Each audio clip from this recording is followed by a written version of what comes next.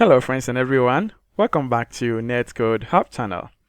In this video, we are going to have an extensive look at minimal APIs. Do you actually know minimal API or have you heard of it before? Why would you choose minimal API over standard API or traditional API? In this video, we are going to cover that. I hear people say I would choose standard API over minimal API, but trust me, after watching this video, you change your mind.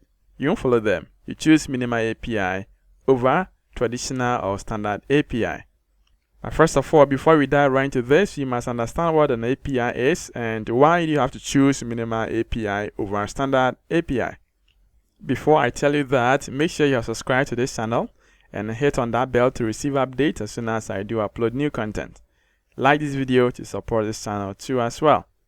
I do offer coaching sessions to people who are interested in Blazor, not even Blazor alone, .NET, talking about API, hybrid, talking about Blazor hybrid, Mari, and etc. So if you're interested, check the video description. I have an email there, you can write to me through it. The source code of this project will also be available, so you can also go in there and grab it for review. Now let's get to business. Minimal APIs were introduced in .NET 6 and further redefined in .NET 8. That is the current framework that we are all using. Minimal API aim to strip away the complexity of traditional ASP.NET Core MVC models, whereby you have controllers folder, you need to create controllers, you need to create dependency injection, a whole lot. Minimal API, get rid of those and make it simple. For now, say goodbye to extensive configurations and controllers because Minimal API focuses on just what you need. Then the next question is, why do you have to choose Minimal API over traditional API? 1. It is efficiency. Write less code and achieve more. 2. is performance. These APIs are lean, mean, and optimized for high performance scenarios. They do not require much code. Simple one, and you're good to go. And lastly, it is easy to use. Even if you are new to .NET, Minimal API is accessible and easy to grab it.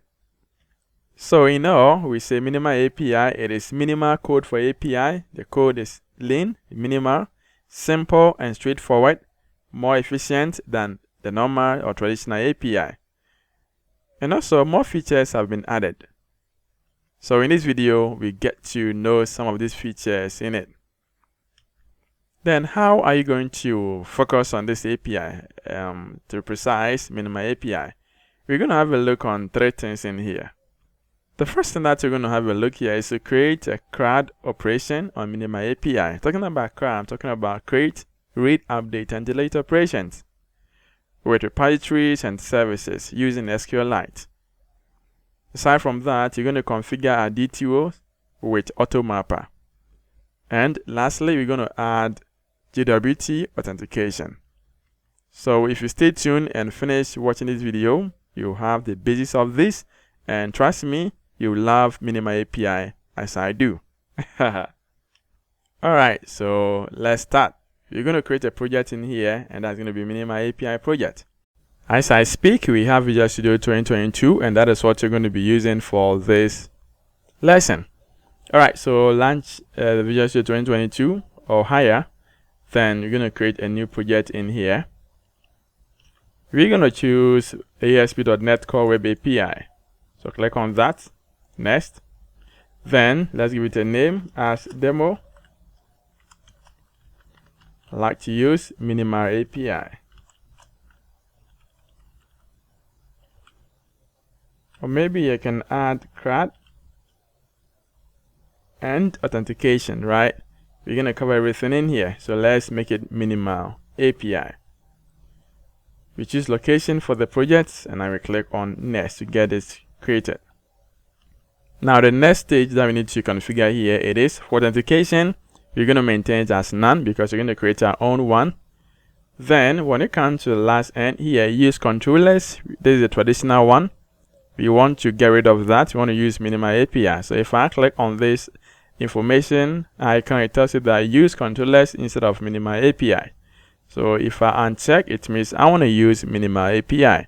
So make sure you uncheck it because we don't want to use controllers. Okay? We want to use the new one. That's the minimal API. click on create to get this project created. So when you check the project solution, you can see that we have demo minima API as a solution name, and that's the same name for the project itself as well. When you check this is a minima API project, and when you compare this to the traditional one, you can see here this is lean, right? A lot of things have been removed. Example here, it is a folder known as the controllers. There's no controllers folder. It is out. Now everything that you're going to do here is going to happen in the program.cs file. Okay, so if it is a service, if it is your endpoint, user configuration, everything can be in here. Well, you can also decide to create an extended class and map it in here as well. But for now, we're going to do everything and you're going to perform a CRUD operation in here. Okay, so once you have this, we need to build this application and I install our packages and I'll start going with it.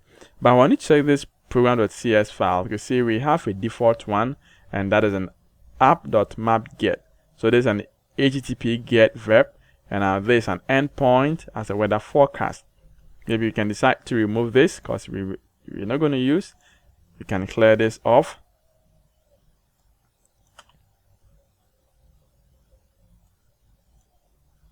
Okay, yes, so we don't have any endpoint here configured. We're going to do our own in here. Okay, now once you're done with this, we can close, save this, close it, and let's build this project. Once the project is built, you can see all these errors are gone. We don't have any error again. Now what we're going to do next is to install our packages we're going to be using for authentication, for our CRUD, for our AutoMapper, and etc. Okay, so in that I have this project, this packages reference, I have them in here. So I'm going to right click on the project, go to unload project so I can add these package references. Well, if you're not having them, then you can right click on this, go to manage NuGet packages, and as usual you pass in the name and you install these packages. So you pause the video whilst I unload mine, and in here we need these packages for this tutorial. Let's say we need an AutoMapper and we need a bcrypt.net.next. So this is going to be using for encryption or the user password as soon as you create an account to our system. We have system.identitymodel.token.jwt. We have EF-core, Microsoft.ESP Netcode Authentication.jwt bearer. We have identitymodel.tokens and EF-core SQLite and our tools. So these are the packages that we will need. I think 8 packages. So 2, 4, 6, 8 packages that you need to install for us to get going. So pause the video and try to install these packages. Alright, so let's say you are done. Right click on this and I'm going to click on reload project with dependencies to get these packages installed. After doing that, I can click on dependencies, click on packages, and once I wait for them to get installed, yeah, you can see they are. So I have all these packages in here. That's fine. So I can now close this. A CRUD operation that you're going to create here is you're going to use maybe a product. Yes, product model. So maybe that's what you need to do first. We're going to create a folder for organization purpose. We're going to organize our work. We're going to create our repos, our services, and inject them into our APIs, add authentication, configure AutoMapper, and that is all. Okay, so right click on this. We're going to add a folder to this. Now the name of this folder going to be here is, let's have data folder. And now with this, we need to create our AppDB context class with database connectivity. But for this, we have to first create our models. So right click on this. Let's add another one in here. This is models. Now within these models, we're going to have our entity and our DTOs. So maybe this could be entity. Then the same folder, you're going to have maybe our DTOs. So let's create an entity, and this is going to be for product. So I'm going to say this is product. And now in that product, you're going to have these properties for this product. You have an ID, name, description, price, quantity, and now date. All right, for us to get rid of this warning system, let's go to program. So the program, the settings in here, and now this, we can disable this. And now when we disable this, I think, yeah, that is off. Now the next thing we're going to do here is we need to create an appdb contest. So let's go to our data folder. Now let's create a class. And this is appdb contest. Responsible for our database configuration. So in the appdb contest, what are we going to do here? This class has to inherit from db contest class. And now db contest class also inheriting from is coming from ef core. So we have to inject that namespace Microsoft.ef core. So from that we need to create a constructor for this, which inherit from the base, and we need a table for our product. So by the help of primary constructors, we can use a primary constructor instead of using this the normal one. So control period, we can use primary constructor here and then get rid of the constructor itself. Okay, so this is done. We have it, and then the database table name is going to be products, and we are going to be using these properties in this product or this model as columns. So we have that. Okay, now we need to create a connection string in the app.json, and that is where we need to configure our database connection string. So within this, what are we going to use for database? We know we are using an SQLite, so you want to have products.db as our database name. Okay, once you're done with this, we need to register the connection strings in the appdb, not the program.cs file. So in registration, it's very simple. We have to register it. So we have our builder.services.addb contest. We pass in the class that we created. Then we're going to use an SQLite to specify the connection that we created as a default. Alright, so once we're done with this, we can now save this and perform database migration. But before we do that, let's make sure we build this and make sure it is working before we try to add migration. Yeah, that is it. So we go to tools and go to package manager, and we want to have the console. So let's go in there and now add migration, give it a name at all. So add migration, and I'm going to say this is first. That is going to create a file, a class known as first, and after that you're going to update it to create a database table and the various columns for us. So update database,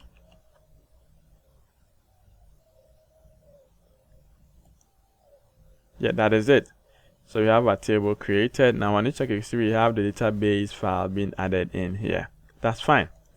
Okay, so once you're done with this, the next thing that we need to do here is to create our DTOs and our repos and etc. Okay, so first of all, you go to the models, and now in the DTOs folder, we're going to add a class.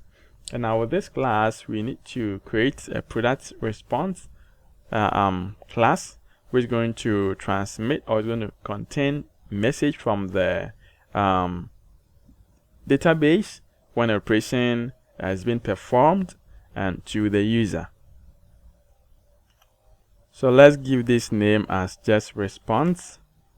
It's a class, and now this class we're going to change it to DTO. Now this is going to have just a flag and our message, and that is all. Okay, so once you're done with this, we can save that, and we're going to create our repo. Now this, let me add a folder for this, and I name this as repositories. Now with this repository, I want to have this contract or an interface in here, and it's going to be iProduct. So choose an interface, give it a name, iProduct,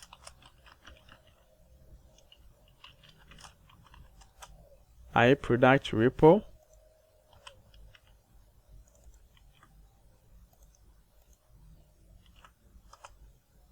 Okay, so with this iProduct repo, what are some of the interfaces that we're going to have or we need in here? Since we're going to perform CRUD, we need to add, we need to update, we need to get all, we need to get by ID, we need to also delete it. Alright, so within that, you're going to have the first two methods, and that is an add and update. Now this add and update, they all have a return type. The return type here, it is the response. So we're going to add the response DTO that we created in here. So we have our response here as a DTO, where we're going to have the message from the database to the user. But I want to check here, you can see we have add request DTO and also update request DTO. You know, when you talk about DTO, we have request and response DTO. Request is what you need from the user to database, and our response is from the database to the user. Now in that, you need to add data, or that's in the form of a product, to the database. And so this product here, it is coming from the user, and in this case it becomes a request. When you make a call, get all list of products, and it's getting from the database to the user, it is where we use the response. So here we need to create an add request, and also we need to create an update request. Okay, so let's create this DTO, and we can do that in the DTOs folder. So model DTO. So add request. Now with this add request DTO, what are some of the properties that we can have in here? Maybe we can just have a record for this. And now with this record, we can have name, description of a product, the price, and the quantity. So we can have this name, description, price, and quantity. That's what we're having in the add request DTO. Now let's create the next one. That's an update request DTO too. So we're going to create this as a class. That is a name. And now this is also going to be a record, whereby we're going to specify what we need. We need an ID, we need name, we need description, we need price and quantity. So here we've added the ID, because without the ID, you cannot make a search. So we have this in here. Okay, when we go to our iRepo, we can now use the namespace, and that is all. Okay, we need to add the next one. So let's also create a product response DTO. So this is going to come from add a new class. Then we say response DTO. Now with the response DTO, we can have a record class. We have this record, and now with this we having the name, description, price, quantity, then we having the time. But in there, we also have one property that we are populating it based on the input of the parameters. We are having the total price, and it is this normal price that we have in here multiplied by the quantity that we have in here. So you can see that the request DTO and the response are not the same. Yes, they are not the same. Okay, so once you're done with this, we can go ahead and now add the next interfaces. And this comes from the iRepo. So with this, you know what we are doing. We're getting a list of this response DTO, and here we're also getting by ID. Then we're going to delete it, and I return a response. Okay, so now we're done with this. We need to create an implementation for this. So we're going to the same repo. We're going to create an product repository,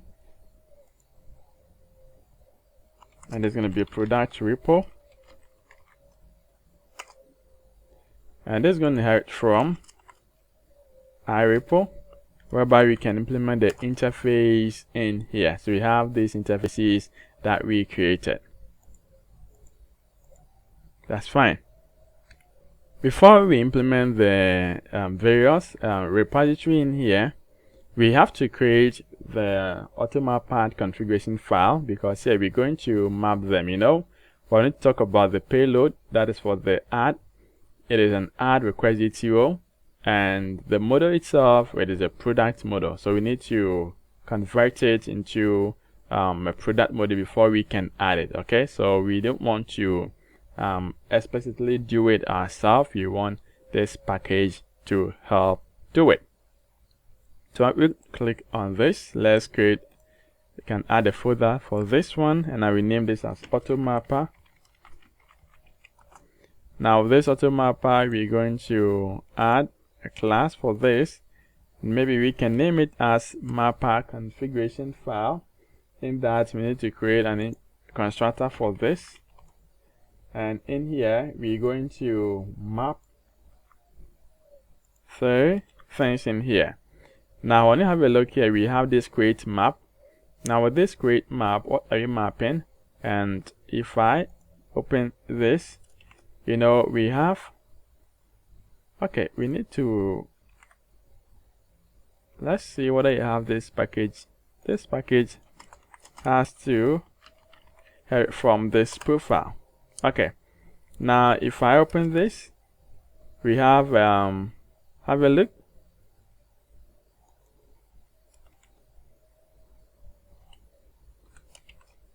Okay, so you can see that we have a T source and destination. So the source is which one do you want to convert to which one. We want to convert this, that is the source, that is what it has the current data. We want to convert it to the product form so we can add it to the product. So that is the T source, and now we have the T destination. The same thing applies to this and that. Okay, so we're converting this and that to the same product. And now here, when it comes to that, the get list, we want to convert this product from the database as a response to this DTO. Okay, so once we're done with our configuration, we can go to our repo, product repo, and I'll start with our implementation. So the first thing that we're going to do here is we're going to add. Now whilst adding, we're going to map it. But before we do that, we have to include it. So let's use primary constructor. So IMapper, then we say map. Well, let's add mapper. Okay, so we're going to map this. We need to also inject app.db context class, and then we say db context. So we have that. We add it, we map it, then we add. And now when it gets to get all, I can just, let me just grab this in here. Very simple ones. So this is get all. We're going to map it into a list from DTO, this response DTO, and now it is coming out. You're going to map. So this is the destination, and then here we have the source. The source is the list from the database, and the form or the model used here, it is a product. So we are mapping to response DTO from this product. The same thing applies to this. So here we want to get by ID. So the response of this, we're going to map it to this response DTO. When it comes to the updates, we're going to map it. Since we have this update request DTO, we're going to map it to a product. Then we're going to update it in here. We save changes, and I return this new response. Okay, now the last one here, it is delete. So if I want to delete, what can I do? You know, we pass in ID and it returns a response. So we're going to find it from the database, and now when we get it, then we're going to remove it, save it, and I return deleted. Okay, so this is a simple repo for our CRUD operation on product. Okay, now once we're done with this, we have our repo, we have an interface, we have our implementation created. We need to now create a service to render this to a UI. Okay, so let's say when using clean architecture, you have to create service, and this service will be the HTTP call, and this is what you can be using to make a call to the repo and now get the response to the UI. So let's create a service to handle that. We're going to add a new folder in here, and I name it at services.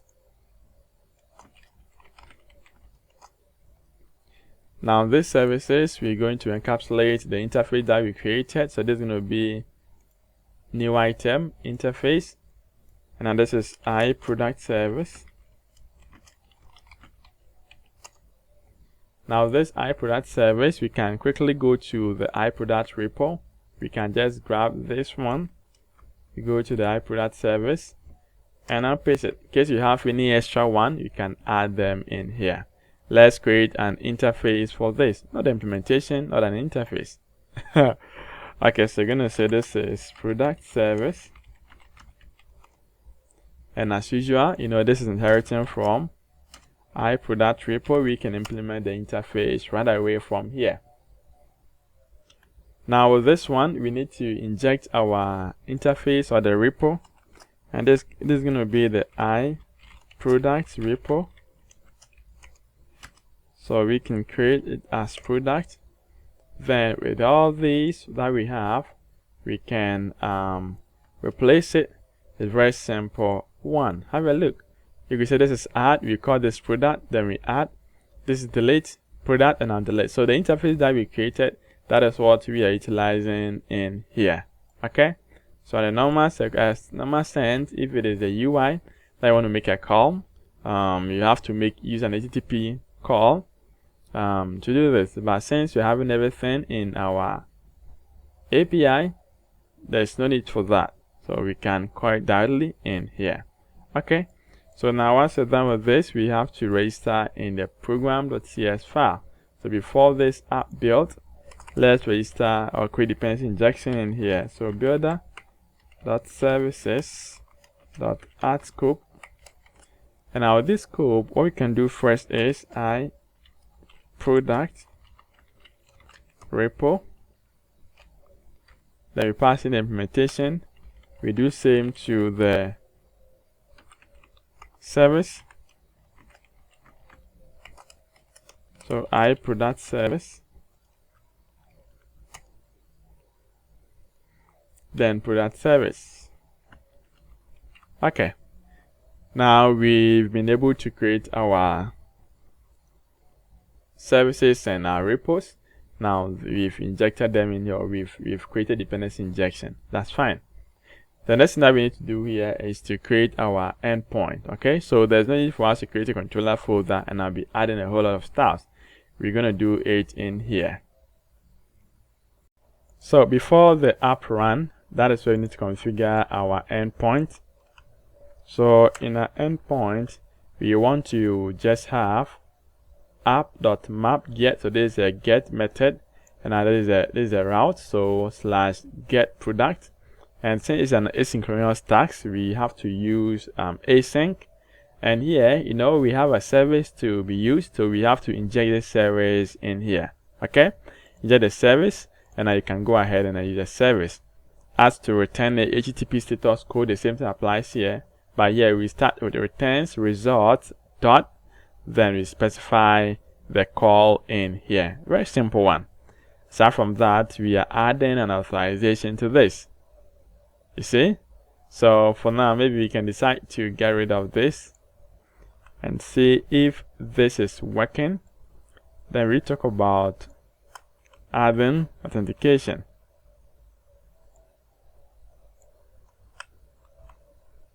So let me clear this and clear the last one.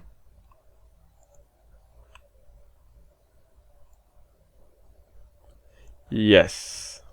So that is this. Now we have our endpoint created. So when you have a look here, there is a map get. This is also get. This is post. This is put. I believe you know this traditional API, so you know these HTTP verbs already. So with this that we have, you see we have the delete. In that we specifying the route name, and now we have the update product, add product, get product, get product. So we can have get product in here. And now the ones that we need to specify the parameters, you can see we specify it as an ID. We specify this as an ID as well as the delete. Then we come to the asynchronous keyword. Then you inject your service that you have, add your parameter. Then you can call the product service.delete ID in here. So you can see this is very simple. It's the same thing applies to the update product. So when you compare the traditional API or the traditional controller, creating a whole lot, a bunch of code for this, and I'm checking up this, which one is much more cleaner. That is this one, and it is also very easy to understand that. Yeah, so that is it. All that you need to do here is inject your service in here, passing a parameter, and I return okay with it with the results that you have in there. Yes, very simple. Okay, now we have this. Let's save this and let's run it up, and I'll check it out and see our endpoint that we have created.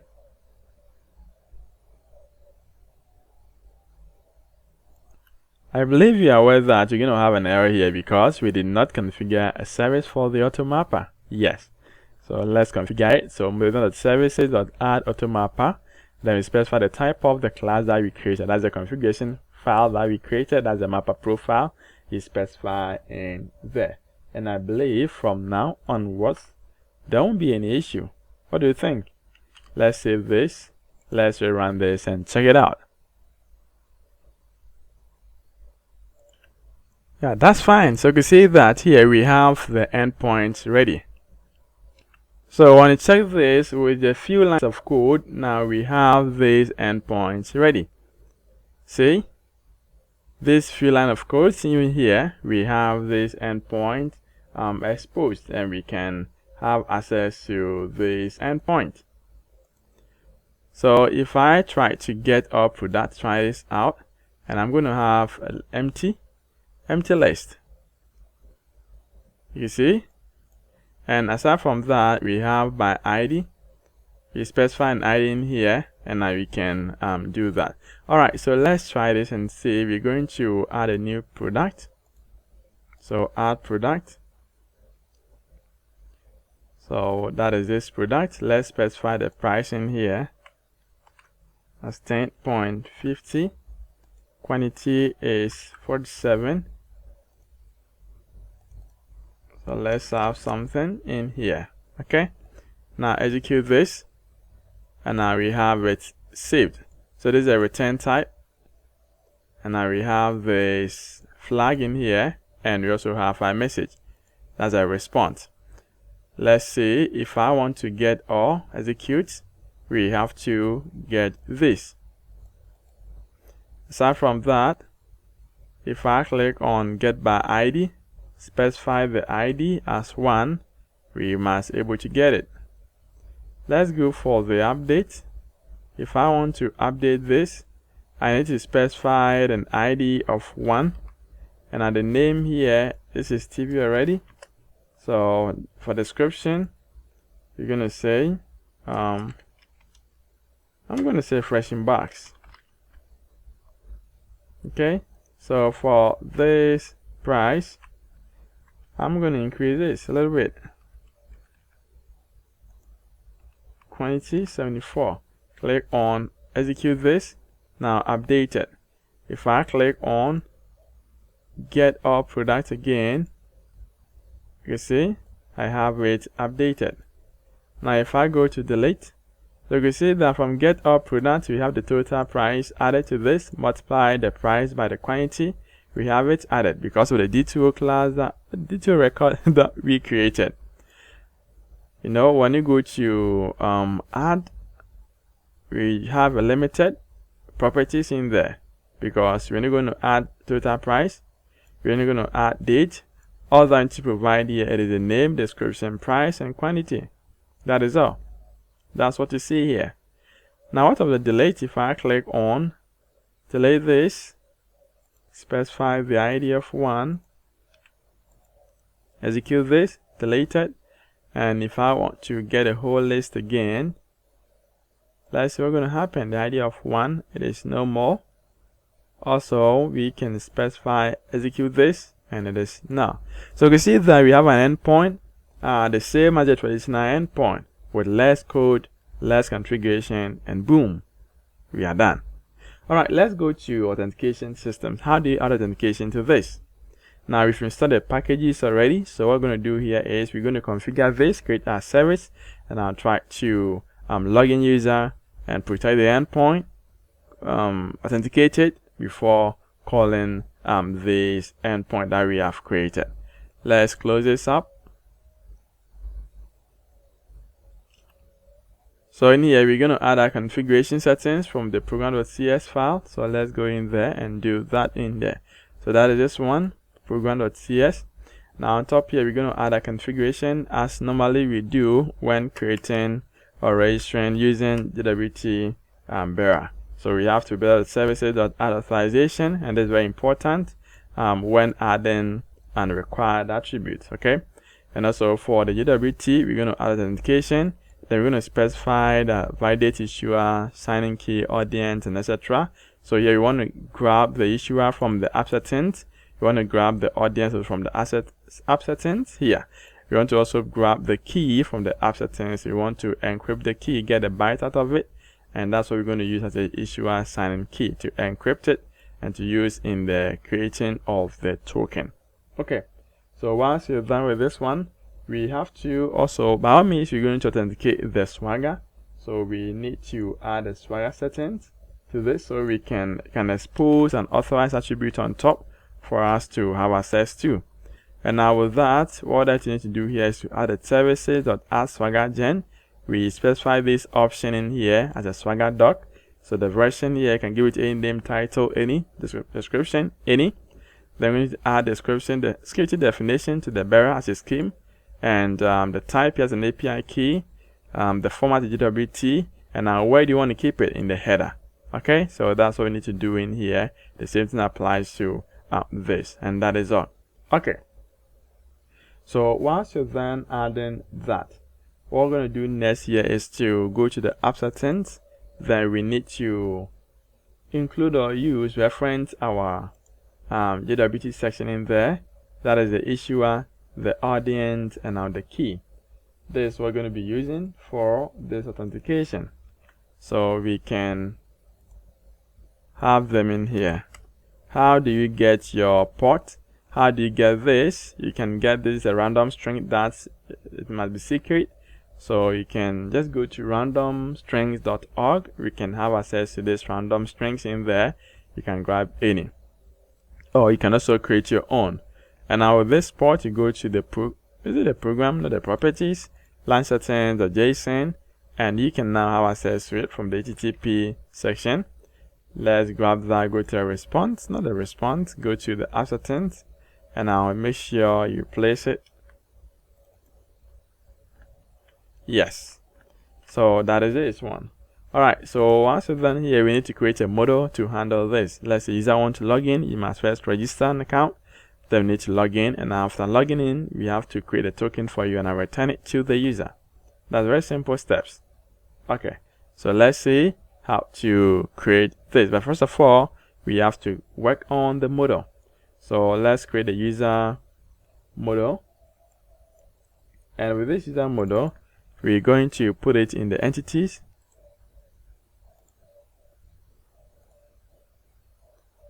So this is user. And now with this user, you want to have an ID, the name, email, and password. So these are the few properties that we need from a user.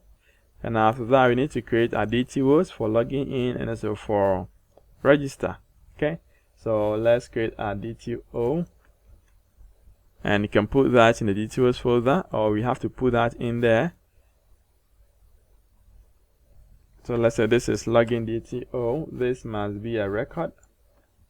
And now with this record, we need only email and password. We need to also create same for the register. So let's say this is register DTO. Let's create a DTO for that. So add class, register DTO. And now in that, we need name, email, and password. That's what we need for someone to get registered in our system. Maybe we can decide to create a simple response for login. And this response is going to have a property to contain the token as soon as the user logs in. So let's add a class to this.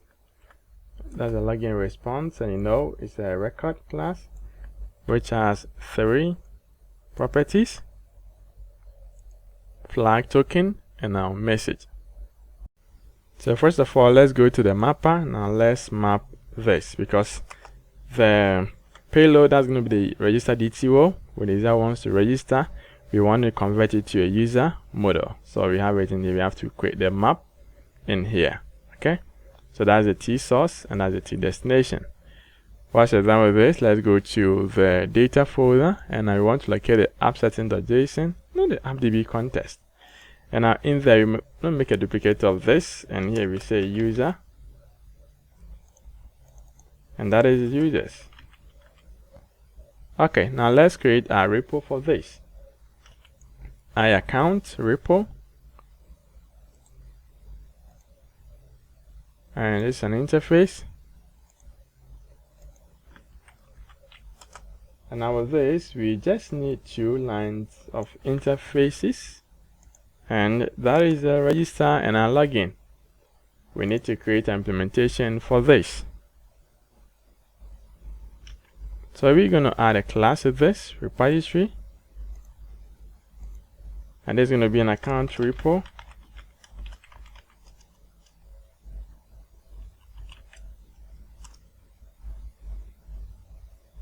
And as usual, you know that this account repo has inherited from the interface, account repo, and in there we need to implement the implementation.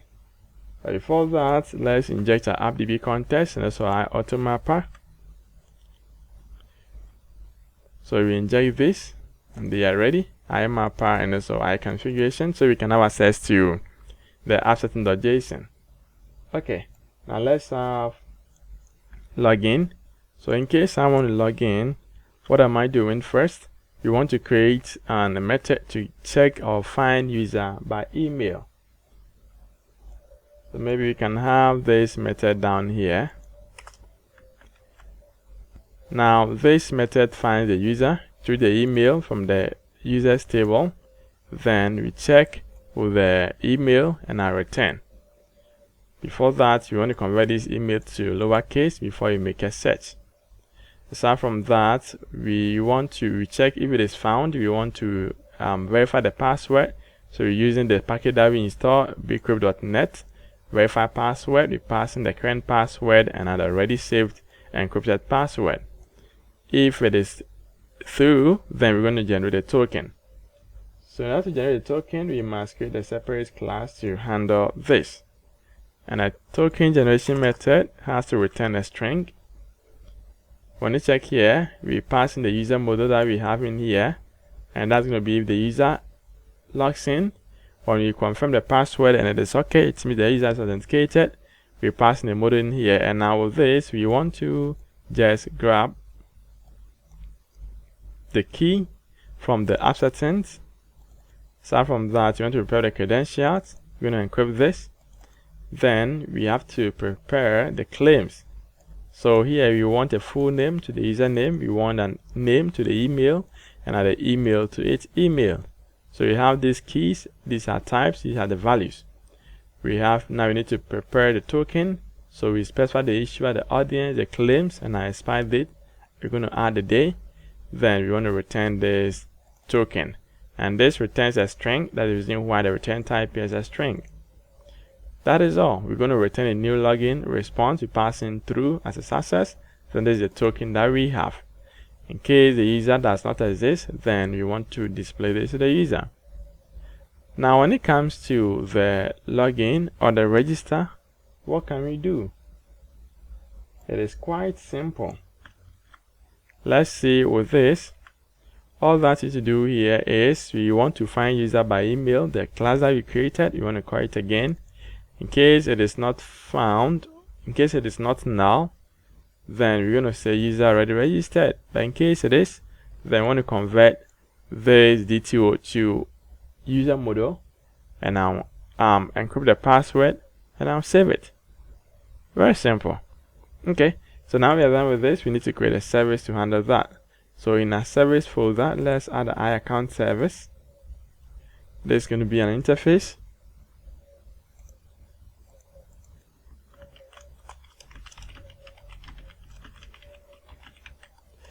Now this account service, what we can do here is we go to the repo. We're gonna grab the two in here,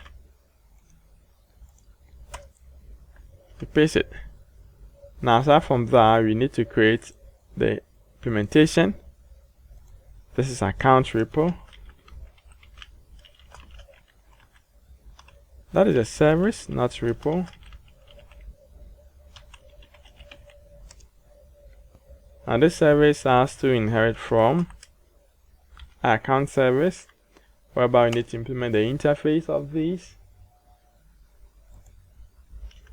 As we did for the first one, we can also do same in here. Very simple one, 2 lines of code, and then we are done. So we call this login, we call this register. Before that, we need to include the interface or the repo in the constructor.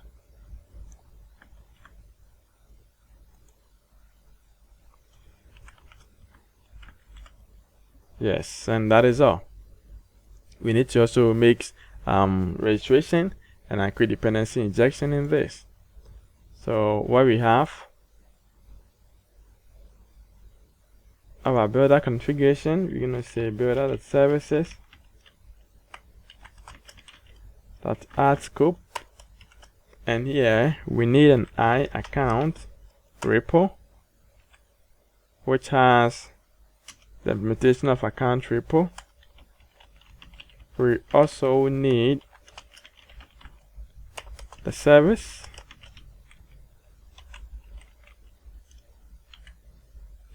which has an implementation of the account service.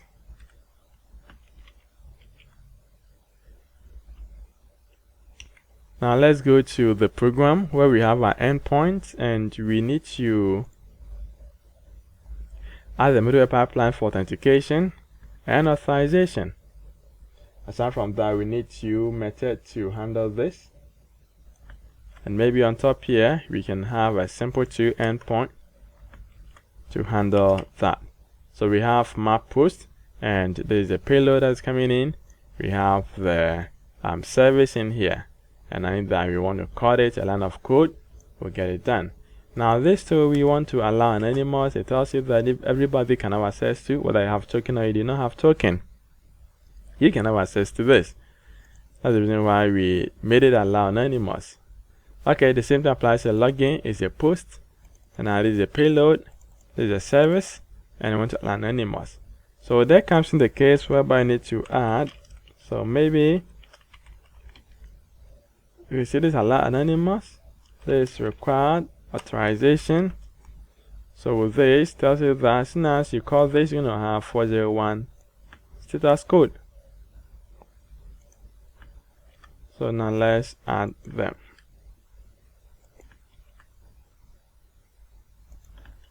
Maybe you're asking me that why did I display okay all over? Why? Because we are handling our exception manually.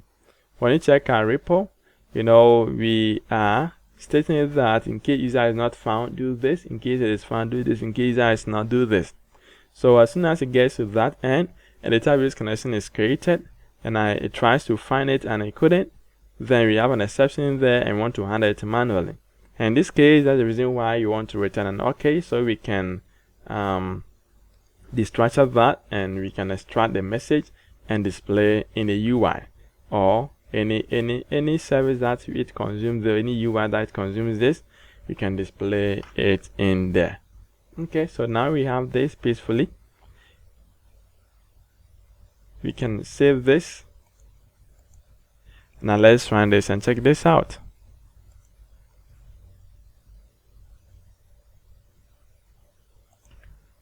So this is ready. Now if I click on get product, execute this, you must have 401. It means you're not authorized.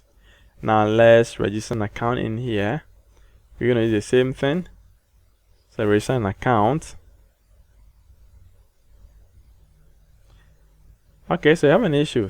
No such table found because we did not perform database migration.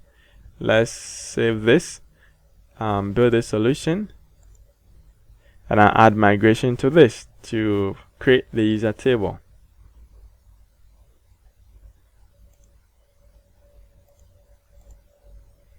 And now add migration.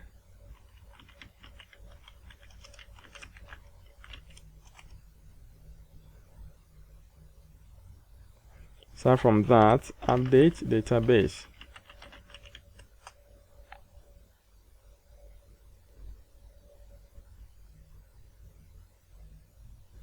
And this is done. So let's go ahead and run this and see.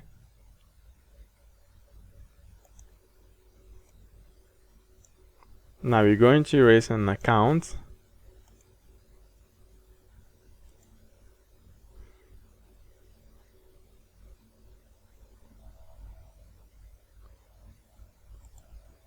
Now let's check it out. So it is created. Now let's log in and have our token.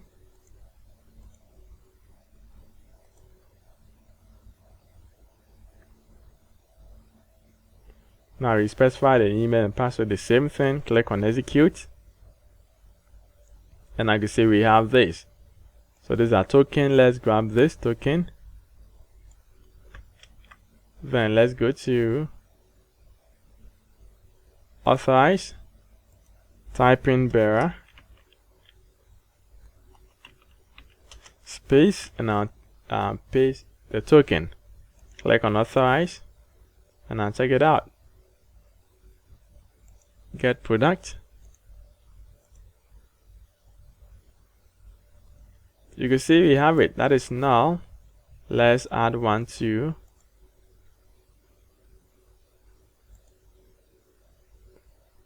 So if I click on execute this, we have it added. Now you can see we have the same item in here appearing twice. So we can now go ahead and now delete one.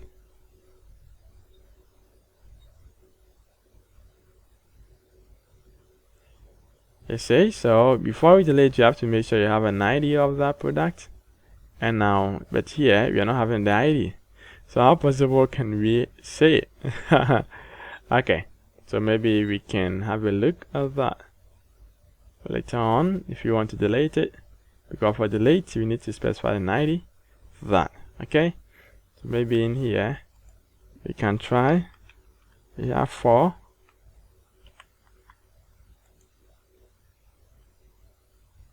Okay, so value cannot be null.